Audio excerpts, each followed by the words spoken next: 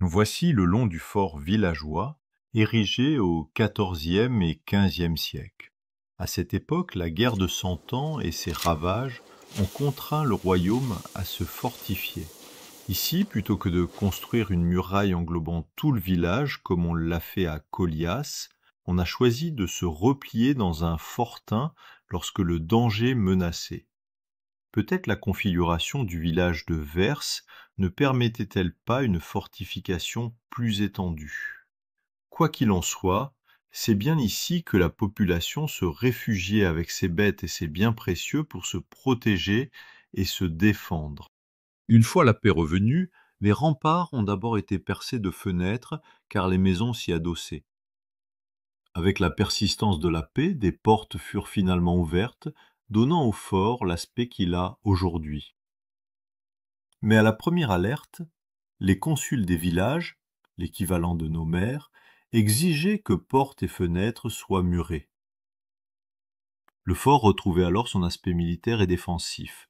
Plus tard, sous la Révolution, on mura à tour de bras portes et fenêtres, mais ceci est une autre histoire. De l'intérieur du fort, on peut supposer que l'église était probablement plus petite. Deux entrées y donnaient accès, tant il reste des traces, ne serait-ce que dans l'agencement de l'espace. Généralement, l'une de ces entrées était nommée Portal Mayor. C'est par là qu'étaient accueillis des visiteurs de marque et le seigneur du village. C'était la porte que l'on décorait lors des grandes occasions et où les jeunes jouaient des scénettes bibliques pendant les fêtes chrétiennes. Or, avait une vocation résolument militaire, avec des coursives courant le long des remparts tout là-haut. La durée exceptionnelle de la guerre de Cent Ans a entraîné une véritable militarisation de la société versoise. Il était courant de trouver un capitaine dans nos villages du Midi à cette période. Celui-ci encadrait et entraînait les hommes et les jeunes gens au maniement des armes.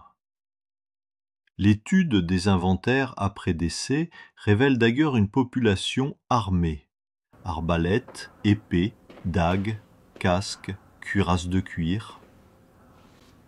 Cette acculturation à la guerre, cette habitude martiale, a laissé des traces sous forme de compétitions populaires comme le papeguet ou la lutte, très pratiquées par les jeunes hommes les siècles suivants.